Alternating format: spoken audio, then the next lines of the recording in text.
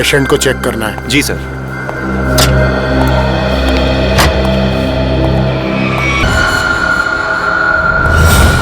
आइए सर, मैंने ही आपको फोन किया था। ये सब हुआ कैसे? समझ में नहीं आ रहा सर, देखते ही देखते पेशेंट को कैसे आग लग गई। प्लीज हटिए आप लोग।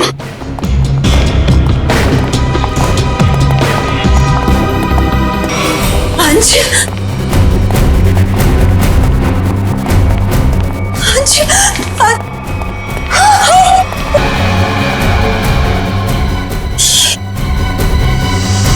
सर, मिस्टर अंश की वाइफ और बेटा। अंश को आग कैसे? देखिए, थोड़े वक्त के लिए आप लोग बाहर कॉरिडोर में इंतजार कीजिए। पंकज प्लीज चल। बाबा आइए। अंश जी यहाँ कौन सी बीमारी का इलाज कराने के लिए एडमिट हुए थे? अच्छा ये बताओ कि डॉक्टर साहब के इस कमरे में आने से पहले कोई और भी आया था इस कमरे में? हाँ सर, 2 लोग आए हुए थे। एक कमरे की साफ सफाई करने वाला और दूसरा बिस्तर की चादर बदलने वाली। ये अंश कुमार, इस अंश कुमार की कुंडली निकालनी होगी। जहां तक मुझे याद आता है कि बहुत सारे काले कारनामों में शामिल था। आपको क्या लगता है आग किस वजह से लगी? मेरी बात छोड़ो सचिन, तुम बताओ, तुम लोगों को क्या लगता है भाई? सरों साहब, अगर हमें पता होता तो हम आपको क्यों बुलाते? देखा तारिका, इन लोगों ने तो हाथ खड़े कर दिए। अरे प्रद्युमन तो कहता था तुम लोग सुपर कॉप है।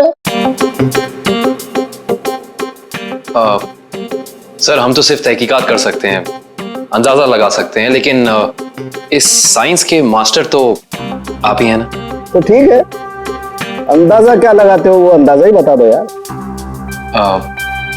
सर हमें ऐसा लगता है कि ये चिंगारी लगाने वाला कोई इंसान नहीं बल्कि कोई वस्तु, कोई चीज है। हो सकता है, देखते हैं।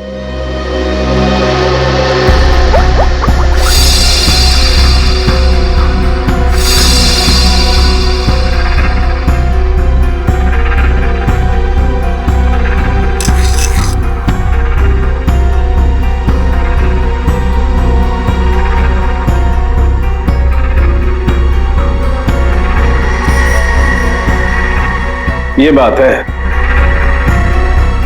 क्या बात है सर? अंश की इस चमड़ी के टुकड़े पर मुझे 2 किस्म के केमिकल मिले। एक का नाम कोजू और दूसरे का चिलिंगफी। कोजू और चिलिंगफी? ये केमिकल के नाम या कोई चाइनीज रेस्टोरेंट के? पंकज, मजाक में। और ये दोनों केमिकल जब आपस में मिल जाते हैं तो एक तीसरा केमिकल बनता है जो बहुत ही आसानी से आग पकड़ लेता है अगर उसे एक निश्चित मात्रा से ज्यादा ऑक्सीजन मिल जाए तो।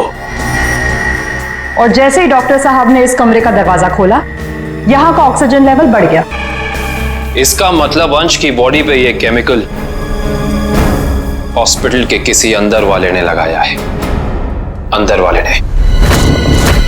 देखिए, आप बेवजह हम पर शक कर रहे हैं। हम भले अपने मरीज की जान क्यों लेंगे? डॉक्टर साहब, हम भी यही जानना चाहते हैं कि आपने किसके कहने पे वो केमिकल अंश की बॉडी पे लगाया? देखिए, मैंने मिस्टर अंश को छुआ तक नहीं। मैं तो एक एक दवाइयां उनके बॉडीगार्ड के सामने देता था। अगर आपने नहीं छुआ तो किसने किया है? किसने स्पंज बाथ दिया उसे?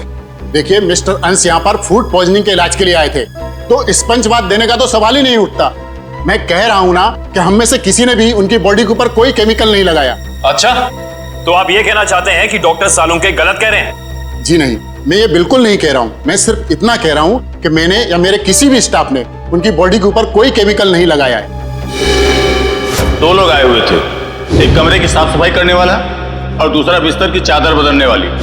माय गॉड, कहीं वो केमिकल उस चादर पे तो नहीं लगा हुआ था जो अंश के कमरे में बिछी हुई थी? डॉक्टर साहब, ये सारी बेडशीट कहाँ रखी जाती?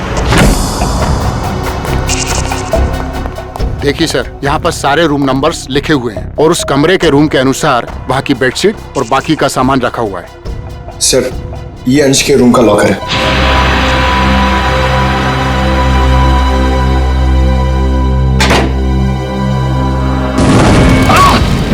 देखो ना तुम, बाहर जाओ, फिर भी पकड़े। फायर एक्सटिंग्विशर, जल्दी। फास्ट।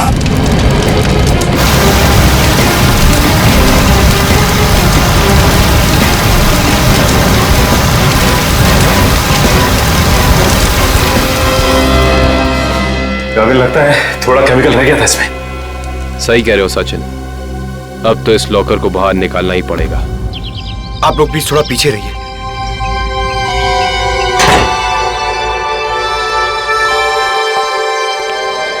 सर प्लीज संभाल के।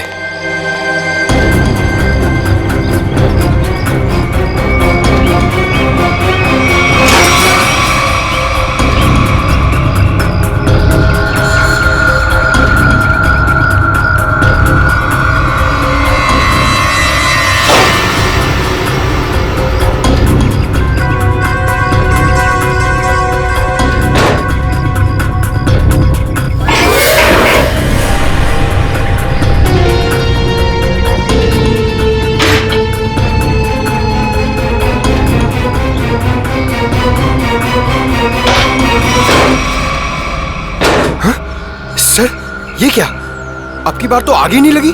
क्या बोल रहे? आग सिर्फ इसमें लगी। ये देखो, सिर्फ ये बैग जला है, बाकी सारी की सारी चीजें बिल्कुल वैसी हैं। ये देखो। सर इसका मतलब केमिकल इस बैग में होगा और बेडशीट इसी बैग में लाई होगी। हाँ पंकज, एग्जैक्टली ऐसा ही हुआ है। डॉक्टर साहब, ये वही लेडी है ना जिन्होंने अंश के कमरे में वो चादर बिछाई थी? जी सर, शीला। मैंने कुछ नहीं किया सर। मैं इन केमिकल्स के बारे में जानती तक नहीं हूँ। ज्यादा भोली मत बनो। अंश के कमरे की चादर तुमने ही बदली थी ना? बदली थी, मगर क्या? एक औरत ने मुझे 50,000 रुपए दिए थे और कहा था अंश साहब के कमरे में ये चादर बदल देना। उसने आपको पैसे दिए और आपने पैसे ले लिए? हाँ? एक बार भी नहीं सोचा कि इसके पीछे उसका मकसद क्या है? मुझे क्या पता था साहब, कोई ऐसे तरीके निकालेगा किसी का खून करने के लिए। उसका चेहरा पहचानती हो? स्केच बनवा सकती हो उसका? नहीं, उसने अपना चेहरा दुपट्टे से ढक रखा था। चेहरा ढका था, लेकिन कुछ तो याद होगा, कुछ तो देखा होगा। हाँ, उसके दाहिने हाथ पर एक काला सा निशान था, यहाँ पर।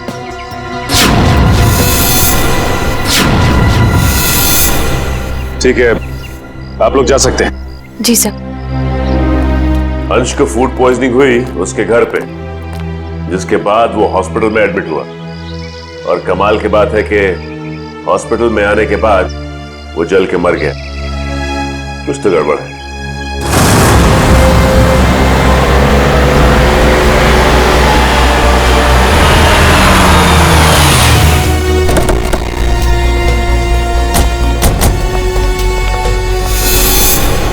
सर, इस घर पे तो जगह जगह सीसीटीवी कैमरास लगे हुए और इतने सारे बॉडीगार्ड्स।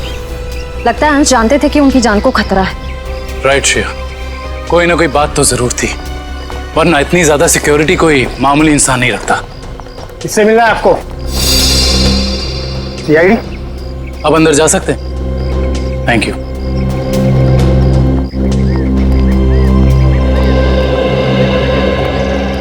सर, ये घर तो बड़ा आलीशान है।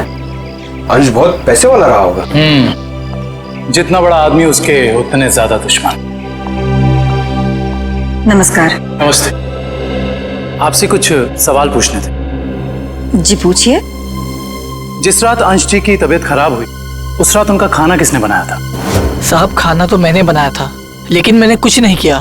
तो फिर सिर्फ अंश की तबीयत क्यों खराब हो और किसी की क्यों नहीं? मुझे मालूम नहीं। अब मालूम नहीं कहने से तो काम नहीं चलेगा ना। कोई तो था जो चाहता था कि अंश हॉस्पिटल पहुंचाए, ताकि वहां वो खूनी बड़ी आसानी से उस जुर्म को अंजाम दे सके।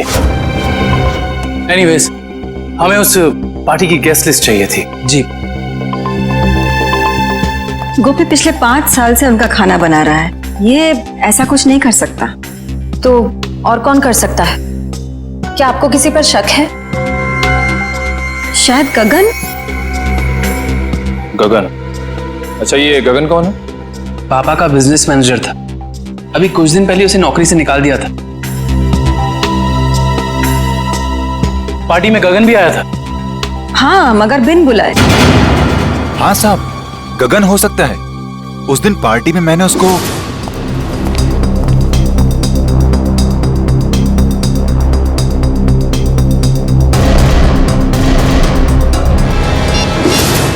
ओह, तो अंश गगन पे चिल्ला रहे थे। हाँ साहब, पर म्यूजिक की आवाज बहुत तेज थी। मैं समझ नहीं पाया कि साहब गगन को क्यों डांट रहे थे। मगर अंश ने गगन को नौकरी से क्यों निकाला था? पता नहीं, मगर जरूर कोई बड़ी बात रही होगी जो उन्होंने अपने 10 साल पुराने एम्प्लॉय को एक ही झटके में काम से बाहर निकाल दिया। गगन को नौकरी से क्यों निकाल दिया था, इसका जवाब ढूंढना होगा। क्या अंशी की मौत हो गई है? जी हाँ, और हमें शक है कि उनकी मौत में आपके पति गगन का हाथ है। ये क्या कह रहे हैं आप? गगन अपनी जान दे सकते हैं पर वो किसी की जान लेने की कभी सोच भी नहीं सकते। सोचा नहीं बल्कि कर दिया। बहुत ही लंबी चौड़ी प्लानिंग के साथ गगन ने अंश को हॉस्पिटल में ही जला दिया। आपको कुछ गलतफहमी हुई है, गगन ऐसे नहीं है। वो ऐसा नहीं है तो कैसा है, वो तो उनसे मिलने के बाद ही पता चलेगा। वो कब तक वापस लौटेंगे? मुझे नहीं पता। मैंने पुलिस स्टेशन में उनके गुमशुदा होने की रिपोर्ट भी लिखवाई है। कल से वो गायब है। बुरा मत मानिएगा मैडम, लेकिन मुजरिम अक्सर खून करके ऐसे ही फरार हो जाते हैं। बार बार उनको मुजरिम कह करके उनका अपमान मत करिए।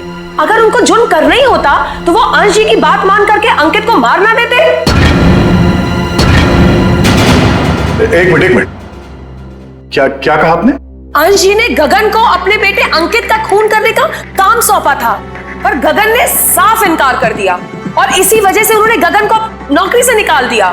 ओह, तो इस वजह से गगन को नौकरी से निकाल दिया गया। और कोई बाप अपने बेटे को मरवाना क्यों चाहेगा? सर नहीं सर, ऐसा नहीं हो सकता। आप प्लीज कह दीजिए झूठ है। मेरे पापा मुझे मारने की प्लानिंग कभी कर ही नहीं सकते। हम जानते हैं ये बात आप लोगों के लिए काफी धक्का पहुंचाने वाली है। गगन की पत्नी झूठ बोल रही है। अपने पति को बचाने के लिए कुछ भी मनगढ़ंत कहानी बना रही है वो। अंश जैसा पिता अपने इकलौते बेटे को मारने की कैसे सोच सकता है?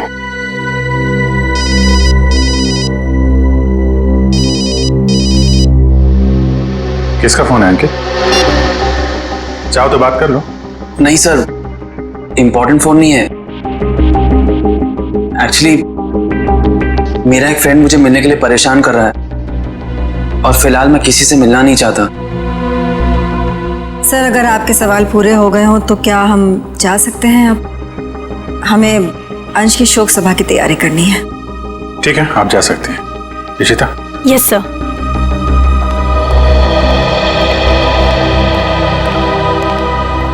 सर, जब अंकित का फोन बज रहा था तब उसका रवैया कुछ अजीब सा नहीं हो गया? लग तो रहा था कुछ छुपा रहा है। नजर रखो इस पे।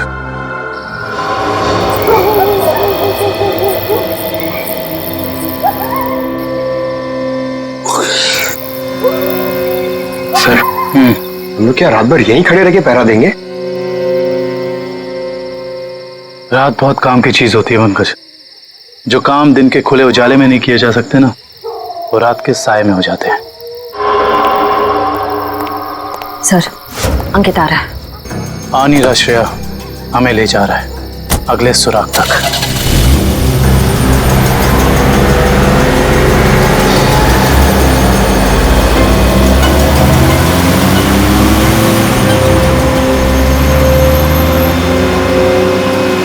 Let's go.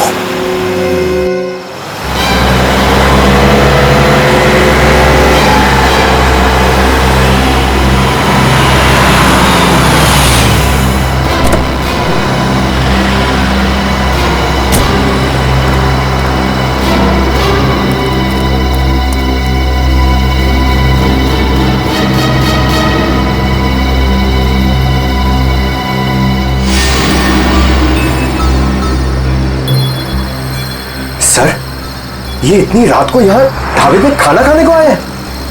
नहीं पंकज, खाना खाने नहीं आया ये यहाँ ऐसे इंसान का इंतजार कर रहा है जिसे ये दिन के उजाले में नहीं मिल सकता।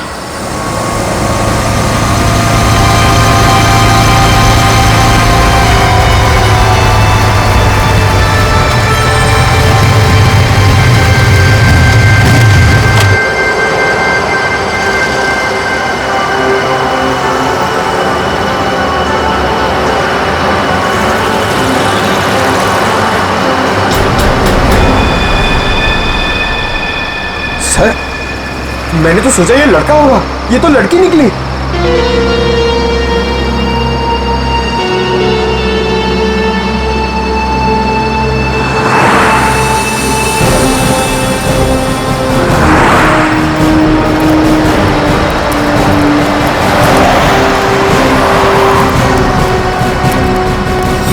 अरे आप लोग और यहाँ? हाँ हम बहुत मेहनत करें आपके पापा के खूनी को ढूंढने की। वैसे ये कौन है? ये स्वाति मेरी बेस्ट फ्रेंड है। हाँ वो तो हमने देख ही लिया है। देखिए आप लोग प्लीज मेरी मम्मा से मत कहिएगा कि मैं इससे यहाँ मिला हूँ। क्यों? वो आंटी मुझे इतना पसंद नहीं करती। क्यों पसंद नहीं करती? मालूम नहीं, पर नहीं करती, और उनके गुस्से से मुझे बहुत डर लगता है। ठीक है, नहीं बताएंगे। सब बचपन से ही मुझे प्रिंसिपल ऑफिस के बाहर खड़े होने में बड़ा डर लगता था। कभी सोचा नहीं था कि सीआईडी का काम मुझे एक बार फिर यहीं ले आएगा। काफी शरारती बच्चे थे तुम, इसलिए प्रिंसिपल के कैबिन के बाहर खड़े कर दिए जाते थे। हैं? बस यूं ही कभी कभी टीचर पनिश कर देते थे। आइए, आपको प्रिंसिपल साहब ने अंदर बुलाया। हेलो। हेलो, सॉरी आप लोगों को इंतजार करना पड़ा। That's okay. हम यहाँ अंकित कुमार नाम के एक स्टूडेंट के बारे में कुछ जानकारी हासिल करने आए हैं। अंकित कुमार? तो वो तो बहुत ही ब्राइट स्टूडेंट है इस कॉलेज का। पढ़ाई लिखाई, खेल कूद, डिबेट, ड्रामा, हर चीज में वो नंबर 1 रहता है। अच्छा, इतना होनहार है वो? हाँ, बल्कि इस बार कॉलेज का स्टूडेंट ऑफ ईयर अवार्ड भी तो उसे ही मिला है। ये देखिए, ये नहीं उसकी फोटो। इसमें अंकित कुमार कहाँ है? यही तो है। ये नहीं, आपको कोई गलतफहमी हो रही है। हम लोग अंश कुमार के बेटे अंकित कुमार के बारे में बात कर रहे हैं। हाँ हाँ, यही तो है, अंश कुमार और रिद्धिमा का बेटा। सर,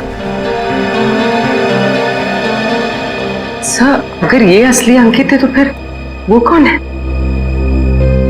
जो कोई भी है, उसके इरादे ठीक नहीं है, और रिद्धिमा जी ने हमें उसके बारे में बताया क्यों नहीं? रिद्धिमा जी कहाँ हैं? मैडम अपने कमरे में हैं। आइए।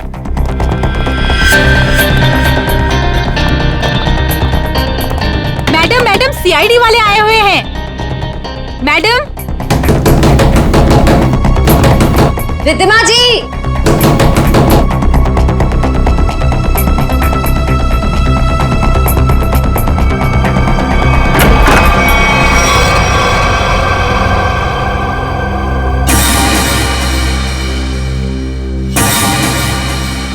सर, कमरे में तो कोई नहीं है।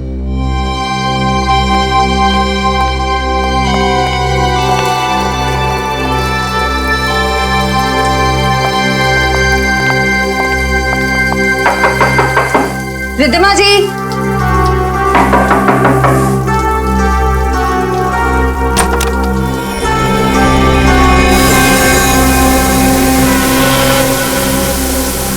सर, यहाँ भी कोई नहीं है। सर ये देखिए, सर यहाँ पे खून भी लगा हुआ है।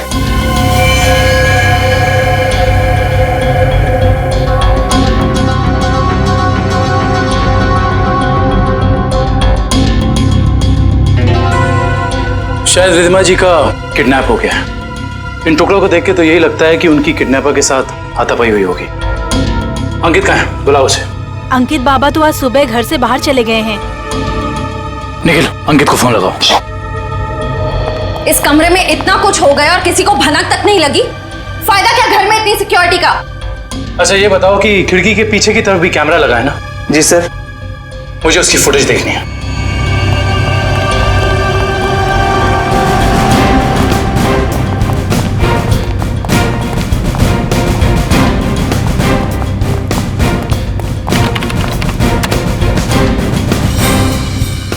सॉरी सर, लगता है कैमरा 2 घंटे से बंद है। मतलब जरूर तुम में से ही किसी का काम है ये, जिसने गुनाह करने से पहले कैमरा बंद कर दिया। सर हम ऐसा क्यों करेंगे? कोई बाहर वाला यहाँ आके कैमरा बंद नहीं कर सकता। ये किसी अंदर वाले का काम है, समझे तुम? यस सर, अंकित का फोन बंद आ रहा है। कहीं इस सब के पीछे अंकित का हाथ तो नहीं है? तो तुम हो राज, अंश और रिधिमा जी के असली बेटे। जी सर, मुझे तो अब तक यकीन नहीं कि पापा इस दुनिया में नहीं रहे। रब्बी ने तो मुझे इस बारे में कुछ बताया तक नहीं। लेकिन रिधिमा जी ने ये बात छुपाई क्यों तुमसे? उसी वजह से जिस कारण से उन्होंने मुझे दुनिया से छुपा कर रखा और अंकित को अपना बेटा बना लिया। लेकिन ऐसी भी क्या वजह थी जिसने एक माँ बाप को अपने बेटे से दूर कर दिया? सर, आप तो सीआईडी वाले, आपसे तो कुछ बात छिप नहीं सकती। अपने खानदानी बिजनेस को आगे बढ़ाने के लिए मेरे पापा ने कुछ गैर कानूनी काम किए हैं। जी हाँ, जैसे रिश्वत देना, करप्शन को बढ़ावा देना, गैर कानूनी बिल्डिंग्स बनवाना और कभी कभी गैंगस्टर्स की मदद करना। सर, मुझे ये कहते हुए बहुत शर्मिंदगी है कि मेरे पापा इस देश के अच्छे नागरिक नहीं बन सके और वो बहुत ही अच्छे पिता थे। इन गैंगस्टर से बचाने के लिए उन्होंने मुझे दुनिया से छुपा कर रखा। तो तुम्हारी सुरक्षा के लिए उन्होंने तुम्हें खुद से दूर कर दिया और गोद ले लिया अंकित को, ताकि कभी कोई तुम्हारे परिवार को नुकसान पहुंचाता तो निशाने पे अंकित होता, तुम नहीं। एग्जैक्टली। और जब ये बात अंकित को पता चली, उसका रवैया कुछ उखड़ सा गया। उसने मम्मी पापा की इज्जत करना बंद कर दिया। पिछले कुछ दिनों से तो वो पापा को ब्लैकमेल कर रहा था कि अगर उसे प्रॉपर्टी का आधा हिस्सा नहीं मिला तो वो ये राज पूरी दुनिया को बता देगा। सर हो सकता है शायद इसी वजह से अंश ने अंकित को मारने के लिए गगन से कहा। हाँ सर, हो सकता है कि गगन की वाइफ सच कह रही हो सकता है। और ये भी हो सकता है कि रिधिमा जी की किडनैपिंग में उनके गोद लिए हुए बेटे अंकित का ही हाथ हो। सर, प्लीज मेरी मम्मी को बचा लीजिए। मैं पहले ही अपने पापा को खो चुका हूं, मम्मी को नहीं खोना चाहता। घबराओ मत, कुछ नहीं होने देंगे मेरी रिधिमा जी को। अंकित के पोस्टर पूरे शहर में लग चुके हैं, कोई ना कोई उसे जरूर देख लेगा। हेलो, कहाँ? चिंचोली क्रॉसिंग? आप कौन बोल रहे हैं? हेलो हेलो सर, गुमनाम कॉल आया, कह रहा था कि चिंचोली क्रॉसिंग पे मिलो, कुछ जरूरी बात करनी है।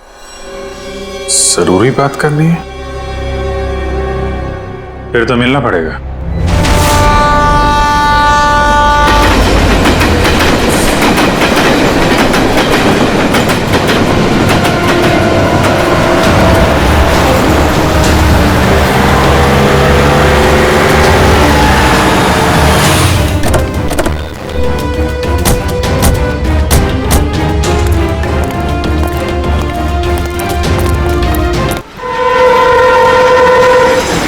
बताओ क्या बताना चाहते थे? सर, मैंने आपको फोन इसलिए किया था क्योंकि जिस आदमी का आपने पोस्टर लगाया है उससे मैंने कहीं देखा है सर। तुमने पक्का ध्यान से देखा ना? वो अंकित ही है। हाँ सर, वो अंकित ही था। कहाँ देखा है उसे? सर, अगर मैं आप लोगों को बताऊंगा तो कहीं मैं मुसीबत में न पड़ जाऊं सर। देखो, तुम्हें कुछ नहीं होगा। तुम बताओ, तुमने कहाँ देखा था अंकित को? सर, मैंने उसे हसनपुरा की चौल में देखा था सर। हसनपुरा चौल?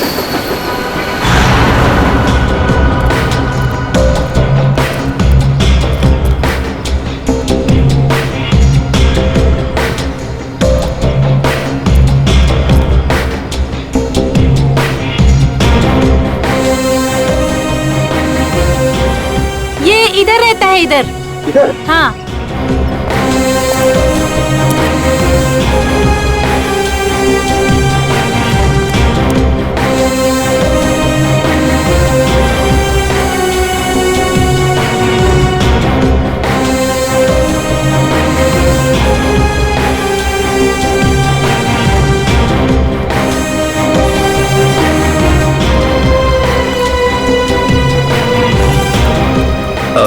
आपने इसे कहीं देखा है? हाँ, उस तरफ रहता है। Thank you.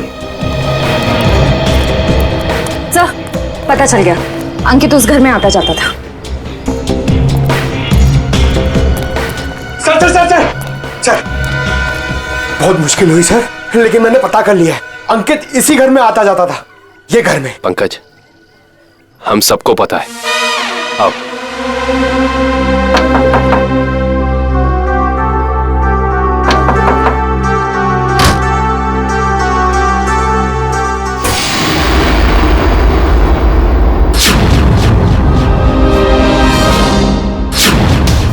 आप लोग?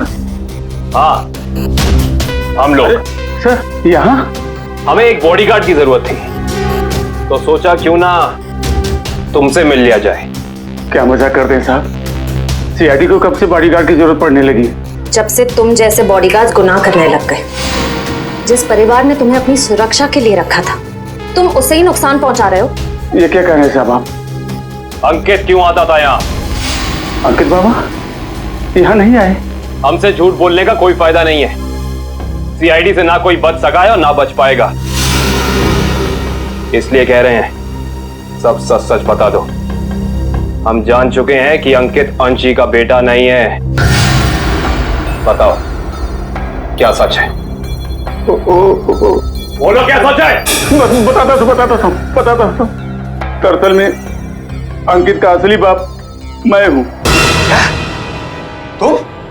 हाँ, अंश साहब मेरे बेटे को गोद लेना चाहते थे और मैं भी अपने बेटे के सुनहरे भविष्य के लिए उन्हें मना नहीं कर सका। मगर तुम्हारे अंकित ने जिस थाली में खाया उसी में छेद किया। पहले अंश को मार डाला, फिर रिद्धिमा को किडनैप कर लिया। नहीं साहब, मेरा बेटा ऐसा नहीं कर सकता। मैं उसे अच्छी तरह जानता हूँ। अगर ऐसा है तो हम अंकित को कुछ नहीं होने देंगे, लेकिन अब हमें साफ साफ बताओ ये अंकित हमें मिलेगा कहाँ?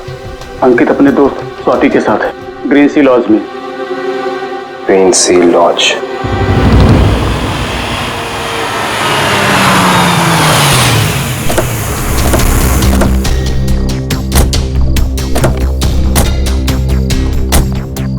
सर, ये अंकित की गाड़ी है।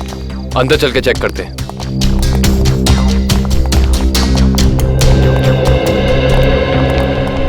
सीआईडी, उस सफेद गाड़ी में जो आए हैं वो कौन से कमरे में ठहरे हुए हैं? Room number 113। Thank you. आओ।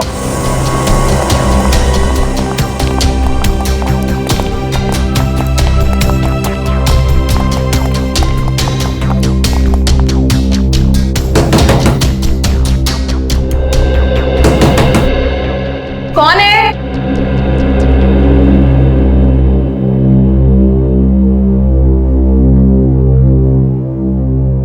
मैडम, हम रूम सर्विस से हैं। जरा खोलिए ना, चॉकलेट केक लाए हैं आपके लिए। मगर हमने तो केक नहीं मंगवाया। मैडम वो क्या है ना, हमारे होटल का 5वीं सालगिरह है, इसीलिए हम सबको चॉकलेट केक खिला रहे हैं। आप भी खाइए ना प्लीज। सीआईडी?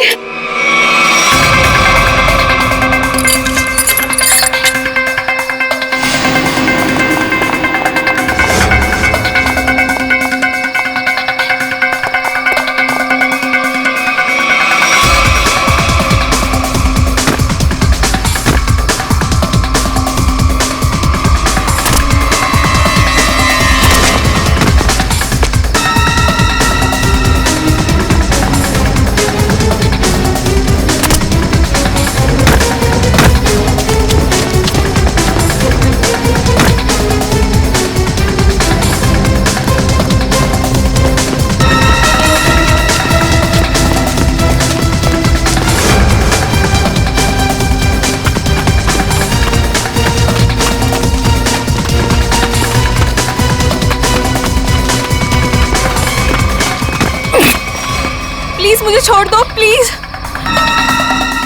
तुम वही हॉस्पिटल वाली लड़की हो? प्लीज मुझे जाने दो, मैंने कुछ नहीं किया। सीआईडी की आदत नहीं है मुजरिमों को जाने देने की। हाँ, मैंने ही पैसे दिए थे उस लड़की को ताकि वो केमिकल वाली बेडशीट अंश के बेड पे बिछा सके। किसके कहने पे किया था तुमने ये? अंकित के। कहाँ मिलेगा ये अंकित? पता नहीं। अच्छा, तो ये तो पता होगा ना कि रिद्धिमा को कहाँ छिपा के रखा है? नहीं पता। ये पता नहीं, वो पता नहीं, तुम्हें पता क्या है स्वाति? गगन कहाँ है ये पता है मुझे। I see। तो और क्या क्या पता है तुम्हें? कैसे हुआ ये? मैंने जानबूझ के नहीं मारा सर, मैं सिर्फ अपने आप को बचाना चाहता था। ये गगन सही कह रहा है, अगर हमने अपने बचाव के लिए इसे नहीं मारा होता तो ये हम दोनों को मार देता। हम समझ सकते हैं। श्रेया, इनके स्टेटमेंट रिकॉर्ड कर लो। आप लोग जाइए प्लीज इनके साथ में। चलिए।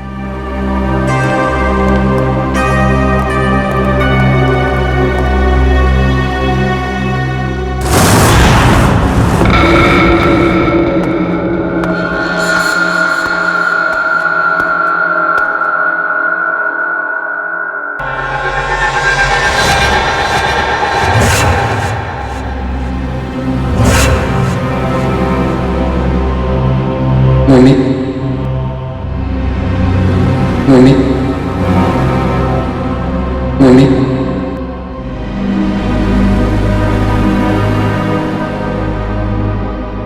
मम्मी,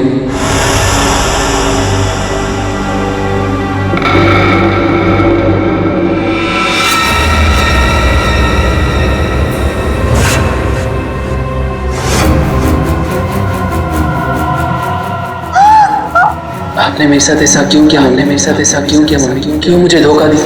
क्यों मुझे धोखा दिया? क्यों मुझे मार दिया? क्यों मुझे मार दिया? बोलिए मम्मी, जवाब दीजिए। बोलिए मम्मी, जवाब दीजिए। क्यों किया आपने ऐसा मेरे साथ? क्यों किया आपने ऐसा मेरे साथ? क्यों हमने बेटे को मार दी? क्यों हमने बेटे को मार दिया? जवाब दीजिए मम्मी, जवाब दीजिए मम्मी। बोलिए आपने ऐसा क्यों किया? बोलिए आपने ऐसा क्यों किया? क्यों मुझे मारा? क्यों मुझे मारा? क्यों मुझे मारा? क्यों क्यों?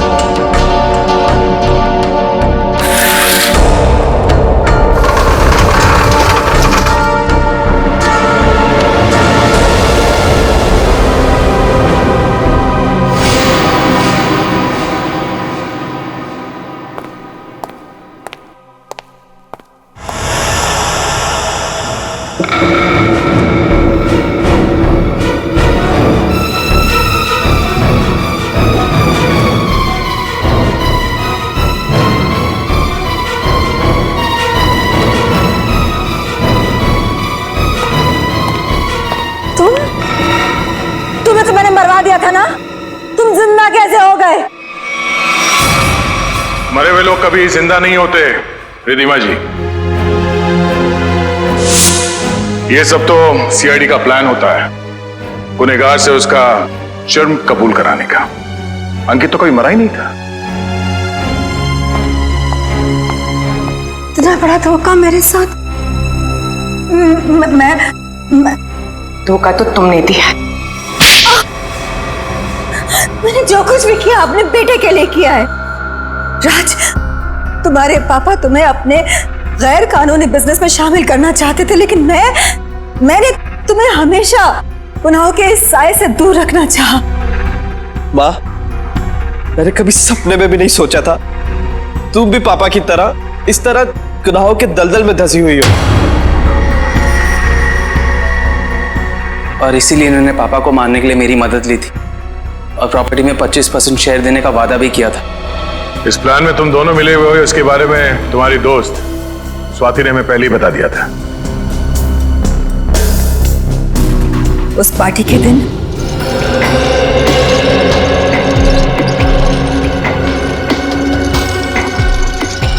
ओह माय गॉड, कितना ऑयली खाना लेकर जा रहे हो साहब के लिए? डॉक्टर ने परहेज के लिए कहा है ना। जाओ सैंडविच और जूस लेकर आओ। जाओ। मगर साहब ने? साहब तुम्हारे बॉस हैं, बट साहब की बॉस मैं हूँ। चलो। जी मैम।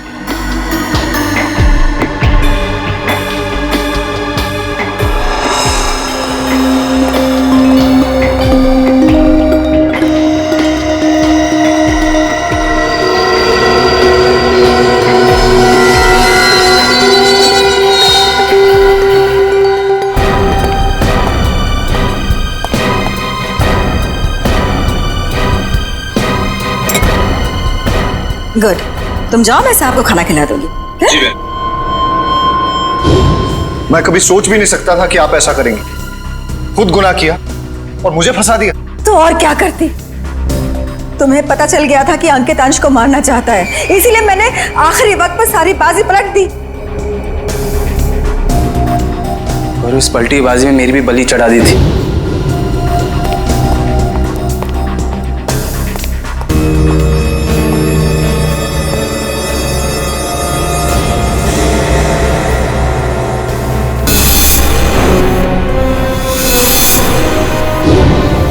मुझे पता चला कि गगन को तो पूरी सच्चाई पता ही नहीं है। उसे तो यही नहीं पता कि अंश की मौत में मेरा हाथ है, इसलिए मैंने सारा इल्जाम अंकित पर डाल दिया। राज, मैंने ये सब तुम्हारे लिए किया बेटा।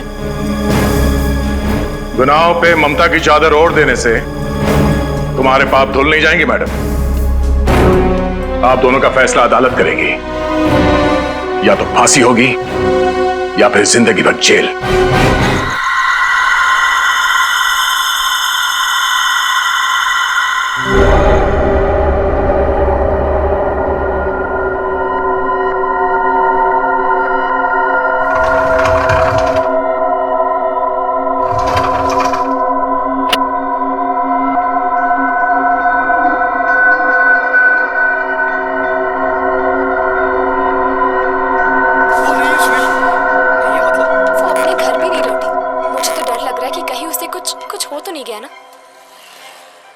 सना का एक दोस्त भी गायब हो गया यामिनी।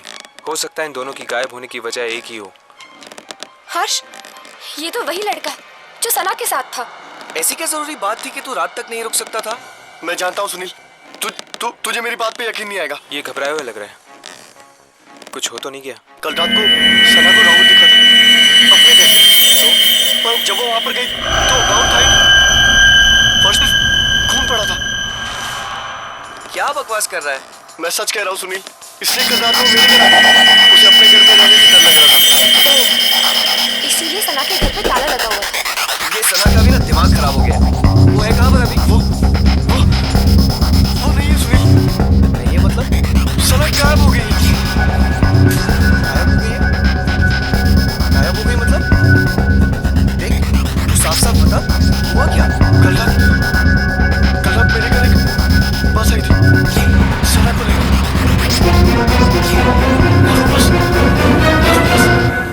सना को लेकर गायब हो गई। बस? ये लोग किस बस के बारे में बात कर रहे हैं? तुम्हें खजान मिल गया था? शायद उस ट्रेन की है। ये बस भी एक आत्मा हो सकती है। और फिर तेरे घर पे एक अजीब बस आके उसको लेकर गायब हो गई।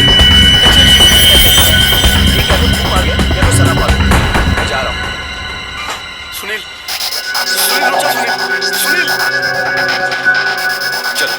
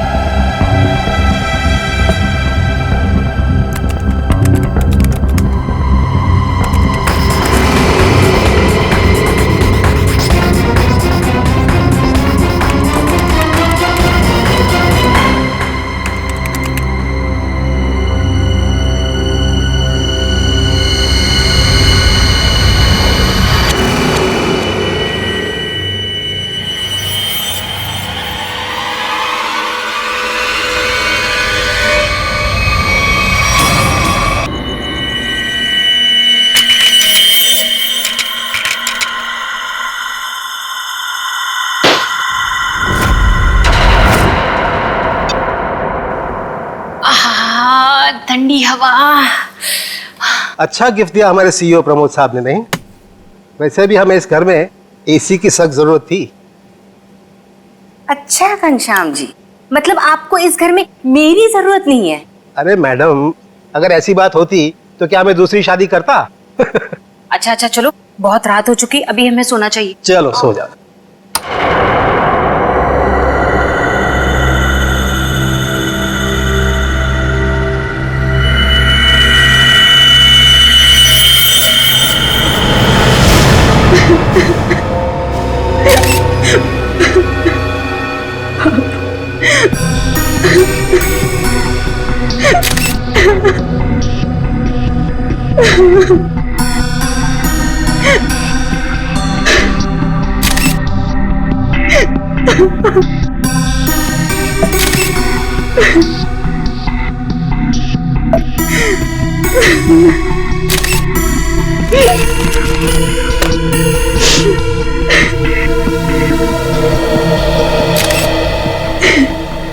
सर, आवाज तो ऐसी आ रही थी जैसे ही उनका कोई गला दबा रहा हो, सांस लेने में तकलीफ हो रही हो। फिर अचानक से उनके फ्लोर पे गिरने की आवाज आई और शांत हो जाओ। कमरे का दरवाजा अंदर से बंद। हाँ सर, दरवाजा तो आपके आने के बाद खुला। समझ में नहीं आ रहा है, खिड़की पर ग्रिल है, दरवाजा अंदर से बंद था, अंदर कोई था भी नहीं। फिर भी ऊपर से ये फ्लैट 13 फ्लोर पे है सर, तो इसलिए बाहर से चढ़ के अंदर आना थोड़ा मुश्किल लगता है।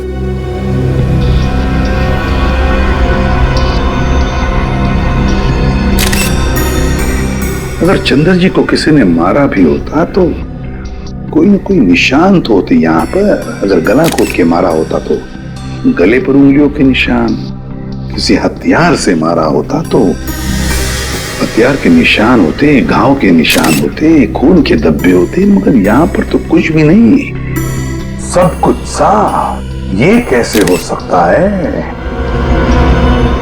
सर, शायद इन्हें किसी दवा का रिएक्शन हुआ। पूछो। आपके पापा को कोई तकलीफ थी? वो किसी चीज की दवा लेते थे? हाँ, वो सिर्फ ब्लड प्रेशर की दवाई लेते थे।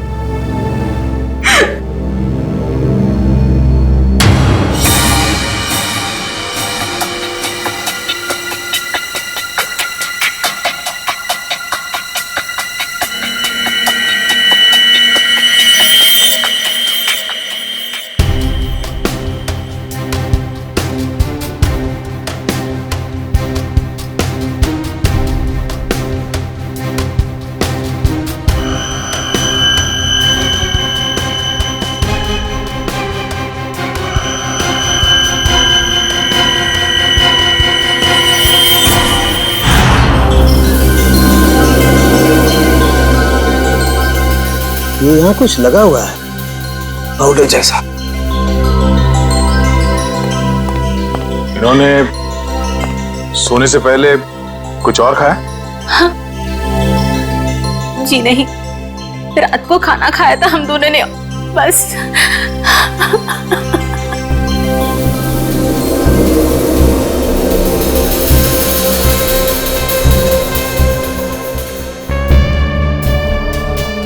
ये पाउडर जैसी चीज है क्या, ये अभी पता लगाते हैं।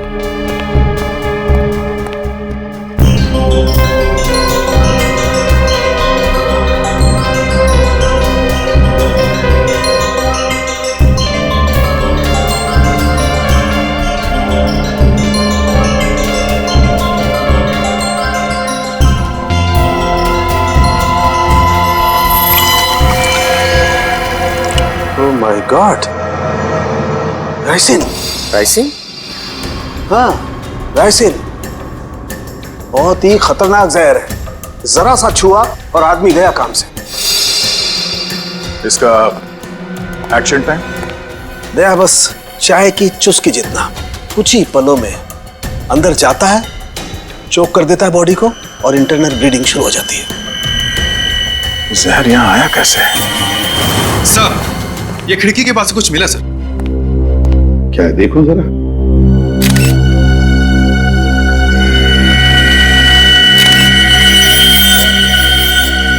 कैमरा लेंस, पर यहां पर तो कोई सीसीटीवी कैमरा है ही नहीं, तो फिर ये लेंस कहां से आया?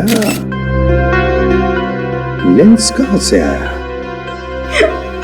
पता नहीं सर, पापा लेकर आए होंगे।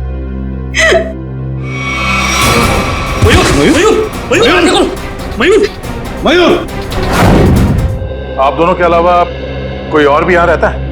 जी नहीं, हम दोनों ही रहते हैं। इंदु जी, जब आप दोनों सो रहे थे उस वक्त खिड़कियां बंद थी या खुली हुई थी? हमने इस घर में नया एसी लगवाया है, इसलिए सारे खिड़कियां और दरवाजे बंद किए थे।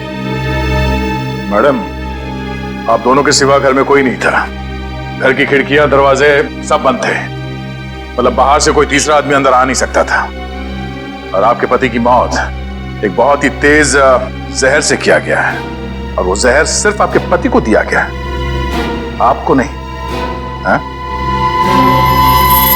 आप कहना क्या चाहते हैं कि मैंने अपने पति को मारा है? मैडम, अपने गुस्से को काबू में रखिए। ये हमारा काम है कि हम इस केस के हर पहलू को देखें। सर, कहीं इस नए एसी का कनेक्शन इस केस से तो नहीं है? हो सकता है उसकी हवा से। नहीं फ्रेडी, ऐसा नहीं हो सकता, क्योंकि अगर ऐसा होता तो पति पत्नी दोनों पर उस जहर का असर था। ये जहर राइसन घर में आया कैसे? मिस्टर घनश्याम को ये जहर दिया कैसे गया?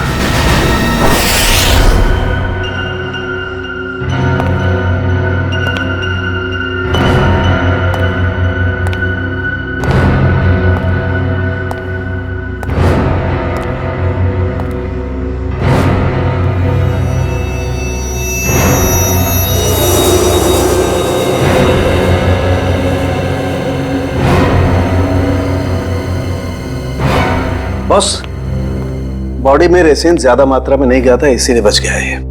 ये एंटीडोट लगा दिया है, बच जाएगा, चिंता की कोई बात नहीं है। चलो, वेरी गुड। निखिल, मयूर को दूसरे कमरे में लेकर जाओ। अच्छा, संभाल के। हाँ,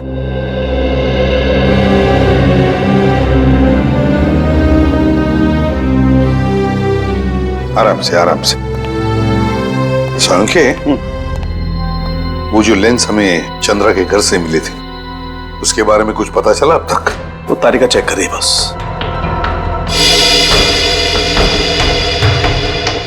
एक ही तरीके से दो खून, घनश्याम और चंद्रा, एक ही तरीके से, और वो भी राइसिन पॉइजन से। राइसिन से। पर सर, इन दोनों विक्टिम्स को राइसिन पाउडर दिया किसने होगा? वही तो, वो तो हम पता लगा ही लेंगे पूर्वी, मगर पता नहीं क्यों मुझे ऐसे लग रहा है कि दोनों के बीच में कोई ना कोई संबंध जरूर है, कोई ना कोई संबंध जरूर है। सर, हाँ इशिता। सर, घनश्याम और चंद्रा एक ही कंपनी के लिए काम करते थे, वी गिज़्मो इलेक्ट्रॉनिक स्टोर। मैंने कहा ना कोई कनेक्शन तो जरूर है इस घनश्याम और चंद्रा में। दोनों एक ही कंपनी के लिए काम करते थे, जी गिज़्मो इलेक्ट्रॉनिक स्टोर। हेलो, क्या? ठीक, ओके। सर, कल्याण में एक और मौत हुई है, एक औरत की। मंजू नाम है उसका। कैसे? सर, गला घोटने से, और वो रूम में अकेली थी। मंजू की मौत गला घोटने से हुई, लेकिन वो कमरे में अकेली ही थी, अकेली थी। राइसिन, इस राइसिन पॉइजन की गुत्थी तो अब वहीं पर सुलझेगी। जी गिज़्मो स्टोर।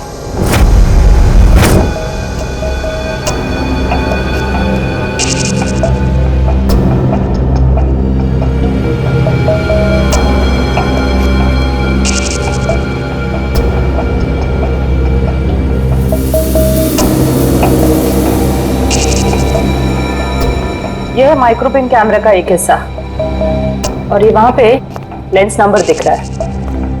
जरा जूम करो तारिका, जूम करो इसे। हाँ।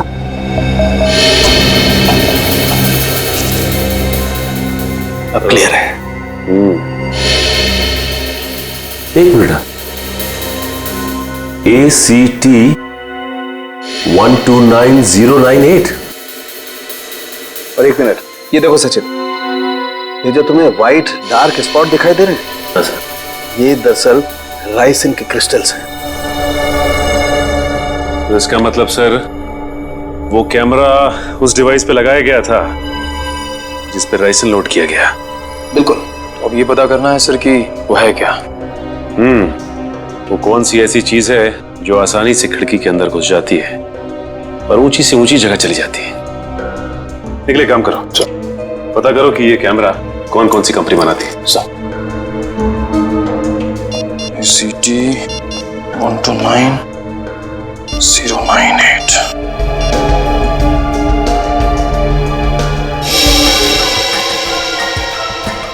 सर,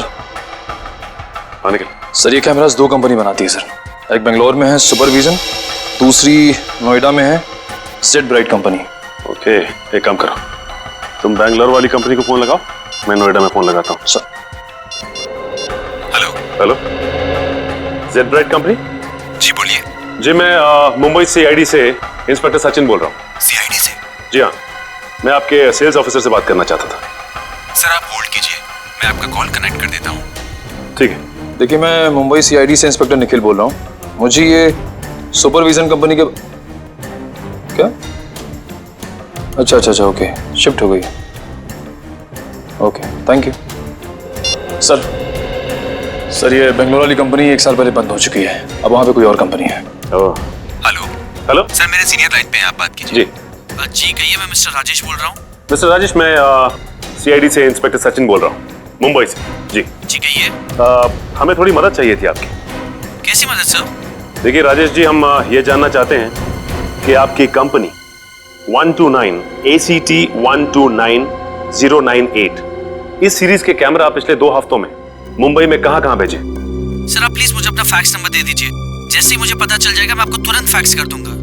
ठीक है, थैंक यू।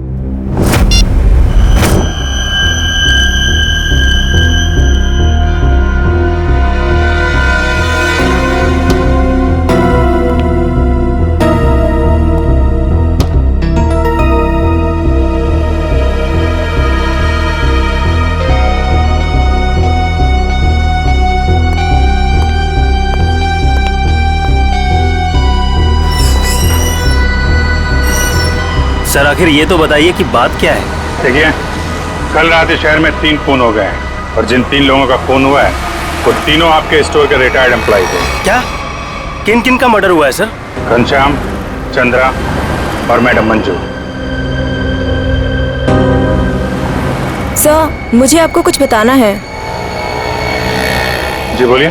सर जिन 3 लोगों के नाम आप ले रहे हैं वो तीनों ही कल हमारे स्टोर में शॉपिंग के लिए आए थे और कुछ फ्री वाउचर से कुछ शॉपिंग भी की थी। Special gift voucher? सर हमारे पुराने सीईओ मिस्टर प्रमोद ने कुछ 6 लोगों को फ्री शॉपिंग वाउचर्स दिए थे, जिनमें से एक उन्होंने खुद भी रखा था और सबने कल शाम को अपनी पसंद के कुछ गैजेट्स खरीदे थे। और बाकी तो? सर मिस्टर गौतम और मिस्टर आशीष। सर पूरे स्टोर में राइसन का नामो निशान भी नहीं है। सर ये कुछ वाउचर्स मिले। इन्हीं फ्री वाउचर्स की बात कर रही थी आप? सर मैं इन्हीं वाउचर्स की बात कर रही थी। ओके। आशीष, गौतम और प्रमोद, इन तीनों की जान खतरे में है।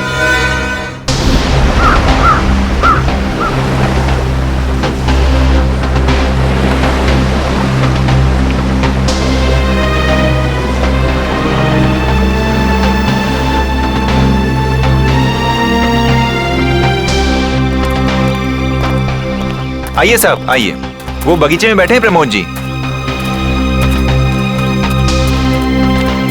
जरा रुकिए। साहब उठिए साहब, वो सीआईडी वाले मिलने आए हैं आपसे। साहब उठिए साहब। साहब साहब साहब को क्या हो गया साहब? एक मिनट पीछे हटिए। वैसा ही केस है, ये देखो नाक में राइसिन पाउडर। क्या हुआ साहब को सर? एक बात बताओ, कौन आया था इनसे मिलने? कोई नहीं आया था साहब। घर में आने का और कोई रास्ता है? नहीं साहब, बस एक ही रास्ता है साहब, वो जिससे हम लोग आए हैं। और कौन कौन रहता है तुम दोनों के अलावा इस घर में? कोई नहीं साहब, बस हम दो ही रहते हैं साहब। और कितने सालों से काम कर रहे हो यहाँ पर? 5-6 साल से साहब। 5-6 साल से? क्या हुआ है साहब? सर ये भी तो हो सकता है कि मिस्टर प्रमोद ने बाकी 3 खून करके आत्महत्या कर ली हो।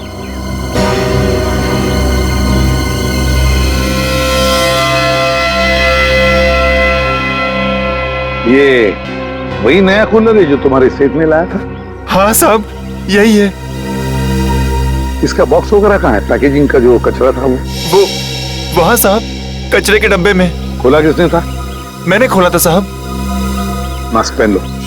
सर हो सकता है राइसिन इसी पैकेजिंग में यहाँ तक पहुंचा। कभी अगर ऐसे होता तो ये नौकर पहले मरता ना, क्योंकि उसने बॉक्स खोला था।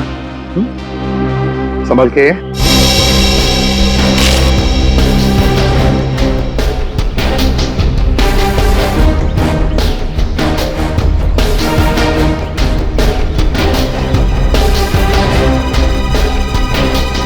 सर यहाँ तो जरा सा भी राइसन नहीं मिला, तो फिर राइसन यहाँ आया कैसे?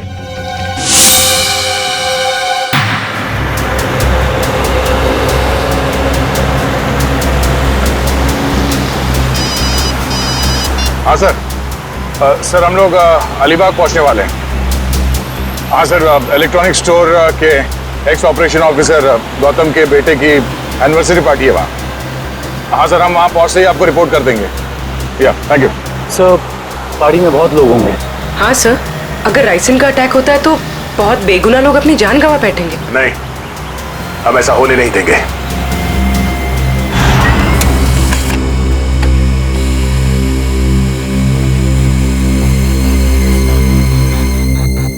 तीन जगह भेजा है।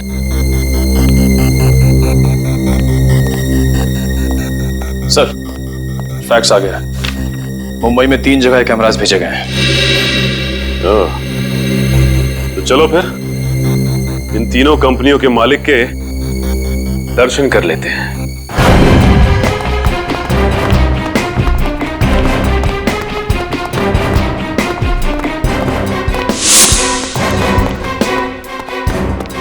तो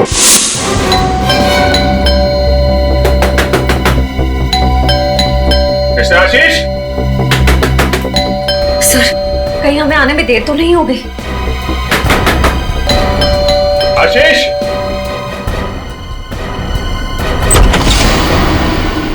मिस्टर आशीष। जी हाँ, मैं आशीष। ग्रेट। आप ठीक हैं? क्यों, मुझे क्या हुआ? नहीं कुछ नहीं। अरे सुनिए, आप लोग तो बस घुसे जा रहे हैं। आप है कौन आप लोग? देखिए हम लोग सीआईडी से। सीआईडी? क्यों, सब ठीक तो है? नहीं ठीक नहीं आशीष जी, कुछ प्रॉब्लम है। क्यों, क्या बात है? आप घनश्याम, चंद्रा, प्रमोद और मंजू को जानते हैं? जी हाँ, ये सब मेरे कलीग्स हैं। हम साथ में काम किया करते थे। लेकिन बात क्या है? बात एक्चुअली इन चारों की मौत हो गई है। क्या मौत? लेकिन कैसे? वही पता लगाने की कोशिश कर रहे हैं हम लोग। आशीष जी, क्या कल आपने जी गिज़्मो शोरूम से कोई सामान खरीदा था गिफ्ट वाउचर से? जी हाँ।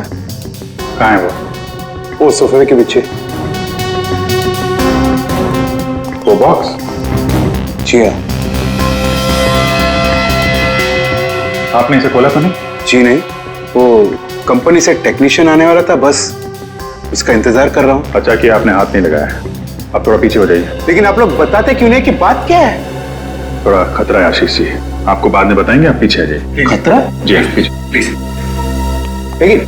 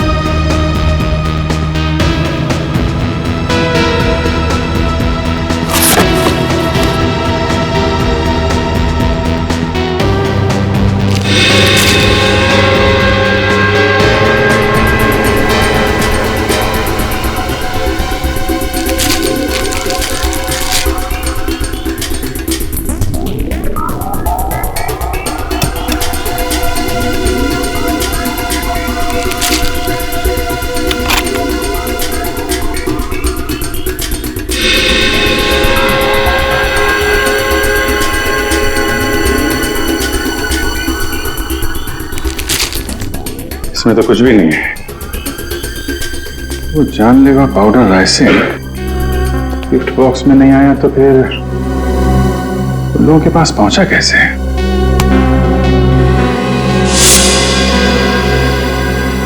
सर आप यहाँ?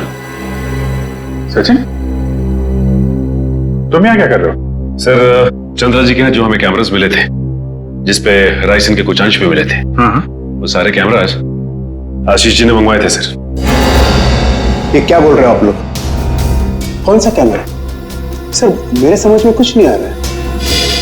कितने कैमरे मंगवाए थे इन्होंने? 10 कैमरा सर।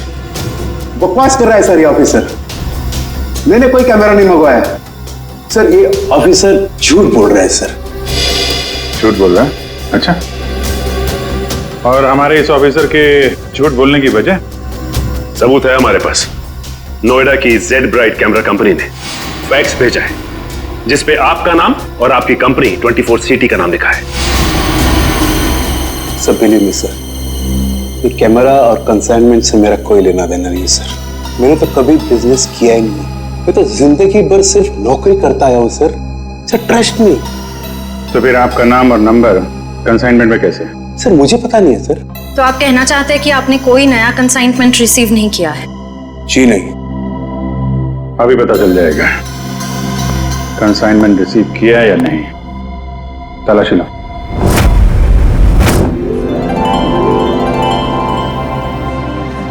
चलिए भाई आइए, केक काटेंगे।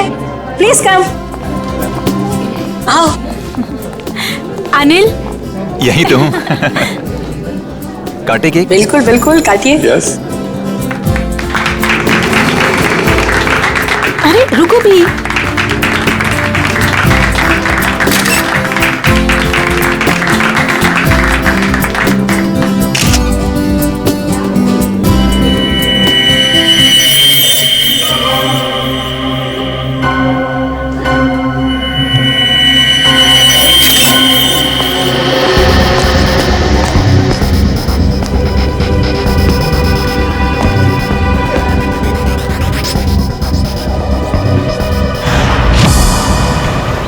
सर जितने भी लोग राइसिन की वजह से मरे वो राइसिन उन तक जी गिज़्मो इलेक्ट्रॉनिक स्टोर से ही पहुंची थी। हाँ दर्शक, मुझे इस बात का डर है कि गौतम जी ने अपने बेटे को देने वाला गिफ्ट कहीं खोल न दिया।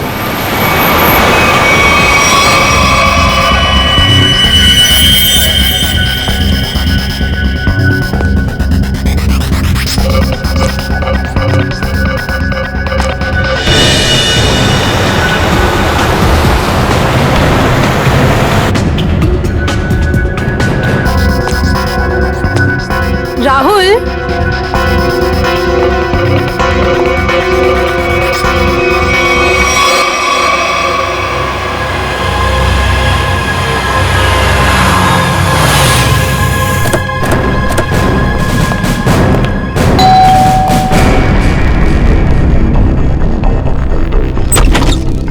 गौतम जी, देखिए हम लोग सीआईडी से हैं। मामला थोड़ा सीरियस है। क्या हुआ सर? आपने जी गिज्मो से जो इलेक्ट्रॉनिक सामान खरीदा था, हम उसके सिलसिले में आए। जी गिज्मो? आइए आइए।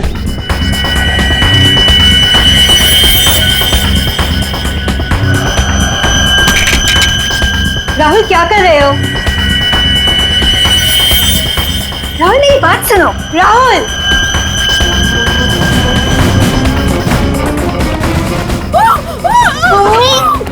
इस तरफ से आवाज आई है। यहाँ से?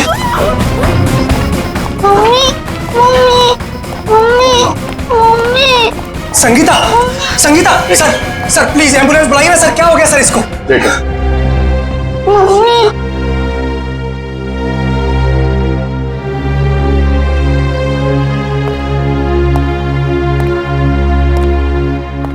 आप लोग जरा बाहर जाइए और हाँ, किसी भी चीज को हाथ मत लगाना, प्लीज प्लीज।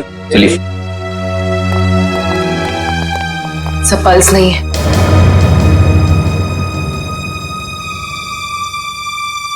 सर ये देखिए, नाक के पास कुछ व्हाइट पाउडर जैसा है। जरूरी राइसन है। ये क्या है?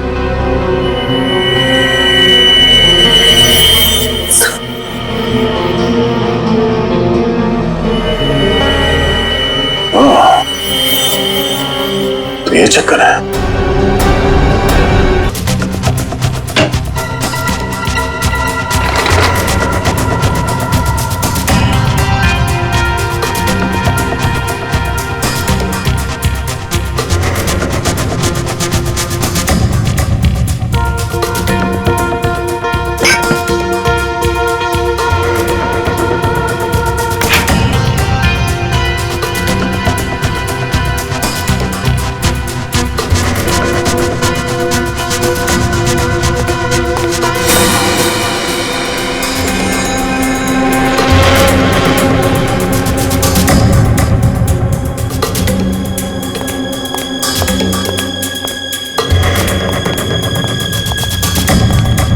सर, मुझे अंदर कुछ नहीं मिला। मुझे भी कुछ नहीं मिला सर। सर कैमरास नहीं मिले सर, लेकिन किचन के कोने में ये पड़ा हुआ था सर। सफेद पाउडर? कहीं ये राइसिन तो नहीं? हाँ सर, लगता तो ऐसा ही है। मिस्टर आशीष, ये राइसिन पाउडर आपके यहाँ क्या कर रहा है? ये राइसिन क्या है? क्या सर राइसिन? सर अब राइसिन क्या है ये भी नहीं मालूम है। सर ये क्या हो रहा है सर? ये सब मैंने नहीं किया है सर। कोई मुझे फंसाने की कोशिश कर रहा है सर। बाकी के कैमरे कहाँ हैं जो आपने खरीदे थे? प्लीज सर, मुझे कुछ नहीं मालूम। मैं बेकसूर हूँ सर। ये कैमरा, राइसिन, मैं कुछ नहीं जानता sir. I am just innocent sir. Sir इनको कुछ याद नहीं आ रहा है। इनकी याददाश्त थोड़ा कमजोर हो गई है। अगर आप कहें तो। नहीं, इनको ब्यूरो ले चलते हैं। वहाँ की हवा पानी अच्छी है, वहाँ आपको सब याद आ जाएगा। चलिए सर प्लीज सर। आइए। मैं बेकसूर हूँ सर। सर मुझे सर आप मुझे 100 बार भी पूछेंगे तो मेरा जवाब एक ही होगा सर, कि ये मैंने नहीं किया है सर। मैंने किसी को नहीं मारा है। तो फिर आपके नाम पे वो कैमरास किसने मंगवाए? और वो राइसन, वो आपके यहाँ कहाँ से आया? मैं सच कह रहा हूँ सर, मुझे नहीं मालूम। मुझे कोई फंसाने की कोशिश कर रहा है सर। कौन फंसा रहा है आपको? कौन फंसाएगा आपको? हाँ? सर मुझे अगर मालूम होता तो मैं पहले ही बता देता था ना आपको। देखिए आप झूठ बोल रहे हैं। 5-5 लोगों का खून करने के बाद ये मासूम बनने का नाटक मत कीजिए, समझे? मैंने कुछ नहीं किया है, मैं बेकसूर हूं सर। मुझे जाने दीजिए सर प्लीज।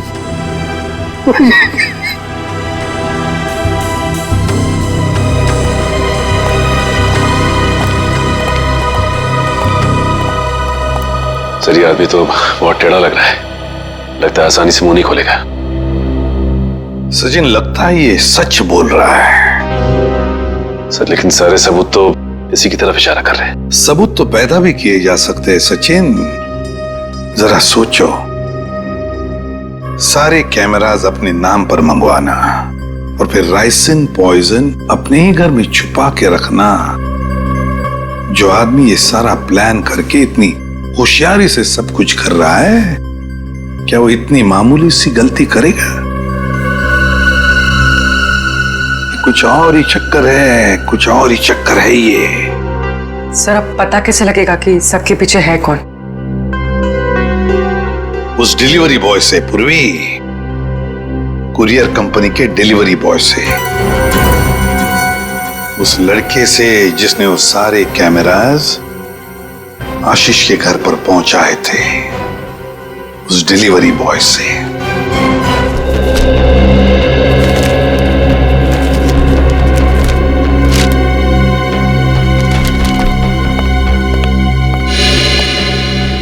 मिल गया सर। डिलीवरी नंबर है MUM 169127128K16। इसकी डिलीवरी हुई थी? Yes sir. ये पैकेट जिस दिन हमें मिला था डिलीवरी उसी दिन हुई थी। इसका रिकॉर्ड है हमारे पास। किसने की थी delivery? Delivery boys Piyush. Piyush, जरा बुलाओ उसे।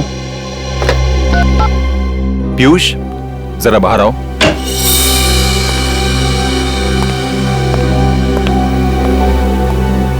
जी सर, आपने बुलाया? पीयूष, CID वाले तुमसे कुछ बात करना चाहते हैं। CID? मैंने क्या किया? नहीं घबराओ मत, बस हमारे सवालों का सीधा सीधा जवाब दो। साहब मैं किसी लफड़े में तो नहीं पड़ जाऊंगा ना? तू टेंशन मत ले और साहब को इस डिलीवरी के बारे में बता। देख ध्यान से।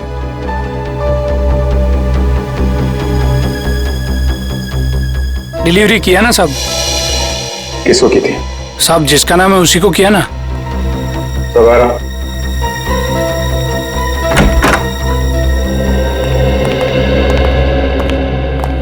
ये वो आदमी? साहब रोज इतने लोगों से मिलते हैं, घाई रहता है, पहचानने को कहाँ फुर्सत मिलता है। सर मैंने कहा ना आपसे कि इसने मुझे कोई डिलीवरी नहीं दी है।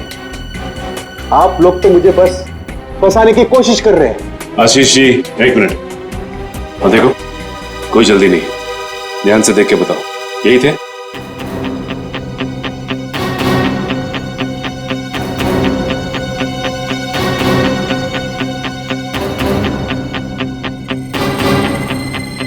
लगता तो यही है साहब। झूठ बोल रहा है सर, ये जबरदस्ती मुझे काम की कोशिश कर रहा है। कभी नहीं दी मुझे डिलीवरी तूने। झूठ बोल रहा है। एक मिनट झूठ बोल रहा है सर। तुमने इन्हें डिलीवरी दी थी तो चालान पे साइन तो लिया होगा ना? हाँ साइन तो लिया ही होगा साहब। तो पर्ची लेकर आ। लाता हूँ साहब, लाता हूँ। सर मेरी बात सुनिए सर, ये झूठ बोल रहा है, मुझे फंसाने की कोशिश हो रही है सर। अरे हाँ पीयूष, रुको, क्या हुआ? कुछ नहीं सर, वो CID वाले चालान मांग रहे हैं। हाँ दे दो। पर्ची लेने में इतनी देर क्यों लगा रहा? देखो जरा अंदर जाके। सर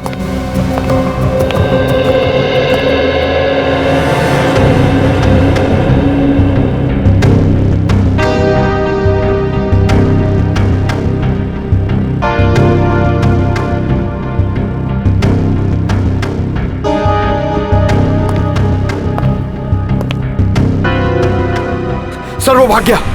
भाग गया?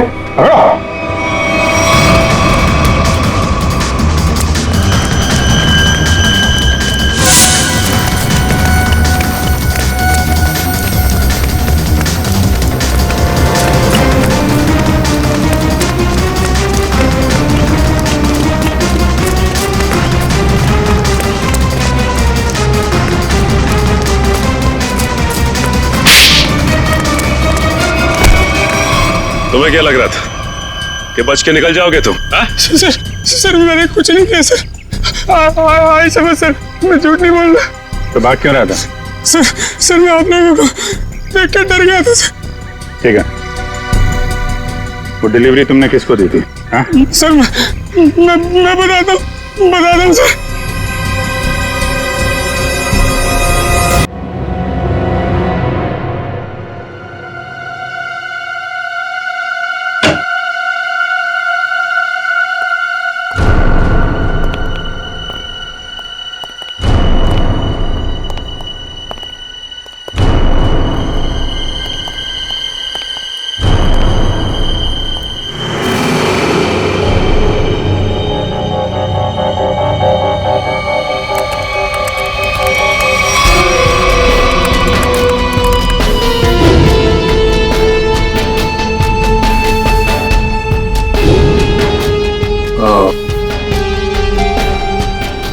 ये है राज इलेक्ट्रॉनिक बग्स का और उनके शिकार करने के तरीके का।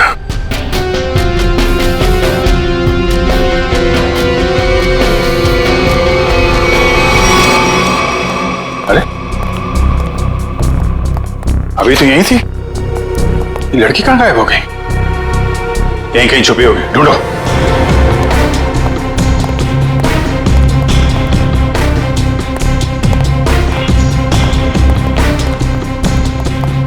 सर इस तरफ नहीं सर। सर यहाँ भी कोई नहीं है। यहाँ हूं मैं।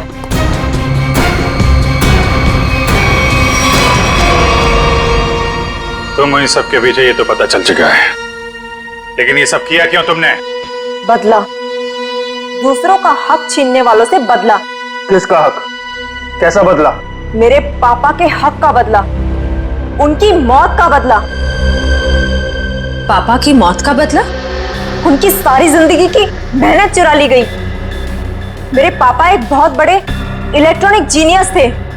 उन्होंने रोबोटिक में एक ऐसी टेक्नोलॉजी डिजाइन की जिससे मशीन्स इंटेलिजेंटली काम कर सकें। लेकिन आशीष ने मेरे पापा के रिसर्च के पेपर्स और सारे डिजाइन चोरी कर लिए और फिर उन्हें अपने नाम पे रजिस्टर करवा लिया और बाद में वॉशिंग मशीन्स और बाकी इलेक्ट्रॉनिक गैजेट्स पे उनको फिट करवा के नाम, पैसा और इज्जत कमाने लगा। तुम्हारी दुश्मनी मिस्टर आशीष से थी, तो बाकी सबको तुमने क्यों मारा? उन्होंने तुम्हारा क्या बिगाड़ा था? ये सब एक ही गैंग के मेंबर हैं। इन सब ने मिलके मेरे पापा को कंपनी से निकलवाया, खुद तो बहुत पैसा कमाया और मेरे पापा वो तो बेरोजगार हो गए, नौकरी चली गई उनकी। वो ये सदमा बर्दाश्त नहीं कर पाए, डिप्रेशन में चले गए और फिर उनकी मौत हो गई। मैंने पहले तो मिस्टर प्रमोद की सिग्नेचर्स की प्रैक्टिस की और फिर मैंने फ्री वाउचर्स पे उनके साइन किए और फिर मैंने उन 6 लोगों के सामान में बग डाल दी। तुम्हारे साथ जो कुछ हुआ वो गलत था, लेकिन तुमने जो कुछ किया वो भी गलत है। तुम्हें अपने आप को कानून के हवाले करना पड़ेगा। नहीं, बिल्कुल नहीं। जब तक मैं गौतम और आशीष को उनके पापों की सजा न दिलवा दूं, तब तक मैं कानून तो क्या, अपने आप को किसी के हवाले नहीं करने वाली। आप लोग घबराइए मत, मैंने आप सबके मनोरंजन का भी बहुत खास इंतजाम किया है। देखना नहीं चाहेंगे?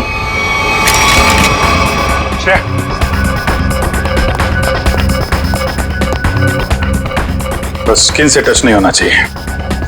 इलेक्ट्रॉनिक आइटम है, देखो कोई पासवर्ड वगैरह, कोई गैजेट।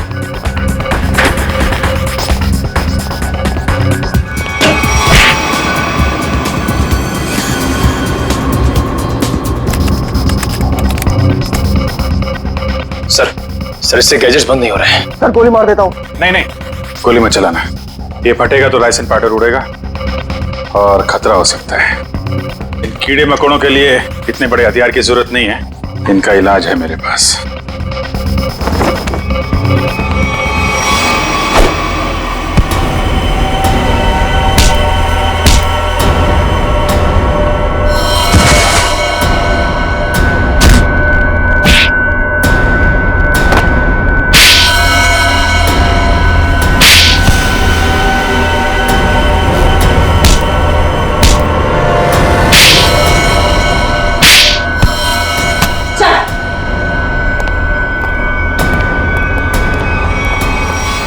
जुर्म का रास्ता हमेशा जेल की कोठरी में खत्म होता है रश्मि। अच्छा दिमाग पाया था तुमने भी। ये सब इलेक्ट्रॉनिक गैजेट्स बनाए, लेकिन इस्तेमाल बदले के लिए किया। अगर इनका इस्तेमाल किसी अच्छे काम में लगाती तो अपने पिता का नाम रोशन करती और जेल भी नहीं जाना पड़ता। इस तरह के और भी एपिसोड देखने के लिए हमारे चैनल को सब्सक्राइब करें और बेल आइकन दबाना ना भूलें।